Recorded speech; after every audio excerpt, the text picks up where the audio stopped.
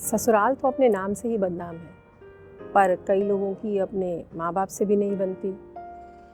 भाई बहन में भी मनमुटाव हो जाता है। पति पत्नी का झगड़ा कई बार तलाक तक पहुँच जाता है और बच्चे भी परेशान करने में कहाँ कसर छोड़ते हैं। पड़ोसी, बॉस या फिर कलीग, हर रिश्ते से हम कहीं ना कहीं त्रस्त और पस्त रहते हैं। पर एक रिश्ता जिसकी तरफ हमारा ध्यान भी नहीं जाता, जिसके बिगड़ने का एहसास भी नहीं होता और जिसको सुधारने की कोई कोशिश भी नहीं होती, उस एक रिश्ते को यदि दुरुस्त कर लिया जाए ना, तो बाकी सभी रिश्तों की न केवल सेहत ठीक होगी, बल्कि उनमें एक चमक भी महसूस कर सकते हैं हम। मैं Anshu Pandey, counselling psychologist, founder of Antarman, जिसका सिर्फ एक ही मकसद है, balance the colours of your life. तो वो इतना सबसे महत्वपूर्ण रिश्ता कौन सा है जिसे ठीक करने की सबसे ज़्यादा ज़रूरत है, उसे हम एक उदाहरण से समझते हैं। आप सब लोगों ने बिरयानी खाई होगी और आप में से कई लोगों ने बनाई भी होगी। तो बिरयानी का जो मेन इंग्रेडिएंट्स है वो क्या है? वो होता है चावल।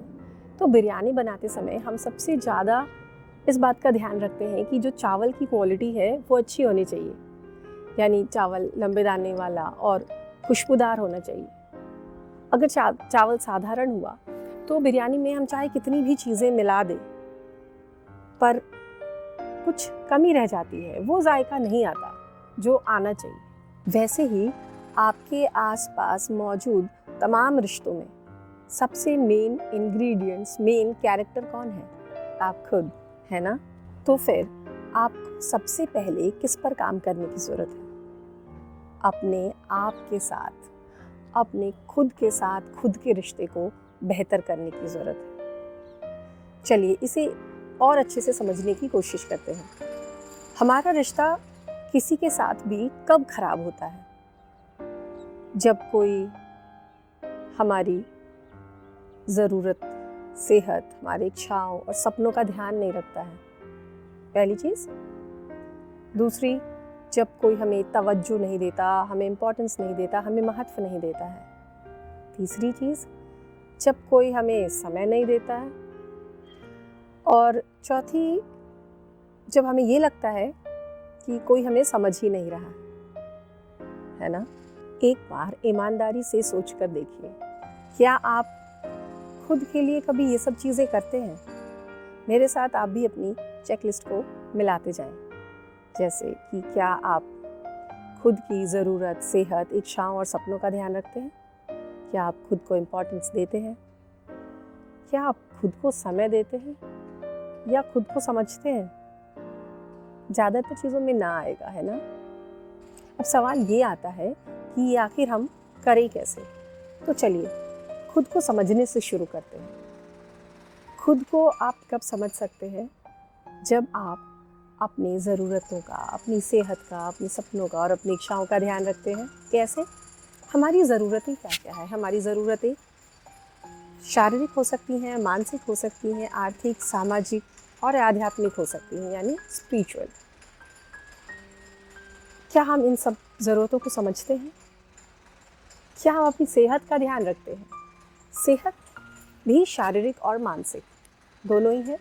शारीरिक सेहत के लिए एक्सरसाइज करना और सेहतमंद भोजन करना, और मानसिक सेहत के लिए मेडिटेशन करना, मनोरंजन का ध्यान रखना, मन को खुश रखना। तो चेक करें, क्या आप ऐसा कर रहे हैं? अपनी इच्छाओं और सपनों की अगर हम बात करें तो हम में से ज़्यादातर लोग अपनी जिम्मेदारियों की बोझ में दबकर कहीं ना कहीं भूल ही जाते हैं कि हमारी इच्छाएं क्या थी, हमारे सपने क्या थे। पर मैं आप सब से ये रिक्वेस्ट करूँगी कि अपने सपनों को अपने अंदर ज़िंदा रखें। एक एक कदम, भले ही वो कदम छोटा हो, लेकिन बढ़ाएं ज़रूर। एक ना एक दिन आप अपने सपनों तक पहुँच ही जाएंगे। तो अपने सपनों को ज़िंदा रखें और खुद को उससे जोड़ करके रखें और उस ओर बढ़ने की कोशिश भी करते रहें। जब आप ये सब करते हैं ना, तो अपने आप ही कहीं ना कहीं आप खुद को समय देना शुरू कर देते हैं। खुद को समय देना मतलब आजकल ये टैगलाइन बड़ा फेमस है, मी टाइम, है ना। तो मी टाइम, आपका समय, आपके लिए समय, तो वो समय जो आप अपनी खुशी के लिए, अपनी इच्छाओं के लिए, अपने सपनों के लिए देते हैं। इसमें आपकी हॉबीज़ भी आ सकती हैं, उस पर ध्यान देना। इस तरह से आप अपने आप को समय देना शुरू करते हैं। और जब आप अपने आप को समय देने लगते हैं, अपने सपनों को महत्व देने लगते हैं, तो आप कहीं ना कहीं अपने आप को, अपने वजूद को महत्व देना शुरू करते हैं, अपने को इम्पोर्टेंस देना शुरू करते हैं, है ना।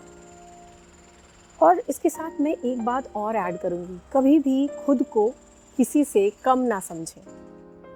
आप किसी से कम नहीं हैं, आप यूनिक हैं, आप दूसरों से अलग हो सकते हैं, आप अपने आप में अनूठे हैं। तो अपनी अनूठेपन को बनाए रखें, अपनी यूनिकनेस को एंजॉय करें।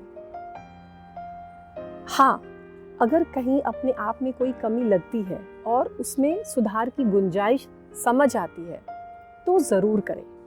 और जब आप अपने साथ ये सब करने लगते हैं ना, तो आपका खुद के साथ ही एक बहुत ही खूबसूरत और मजबूत रिश्ता बनना शुरू हो जाता है। जैसे आपका रिश्ता खुद के साथ बेहतर होता जाता है, वैसे ही आपके और रिश्ते भी सुधरने लग जाते हैं। उसकी वजह ये है कि आप उस रिश्ते में यदि कोई ऊंच नीच हो भी जाए, तो उसको संभालने में, उसको संवारने में, उसको निखारने में पहले से ज़्यादा सक्षम होते हैं। तो कोशिश करें अपना ध्यान रखकर खुद के साथ अपना रिश्ता इतना मजबूत बनाएं कि आपका व्यक्तित्व रिश्तों की बिरयानी में खुशबूदार चावल की तरह काम करे। खुश रहें, स्वस्थ रहें, अपने रिश्तों को हर पल जिएं।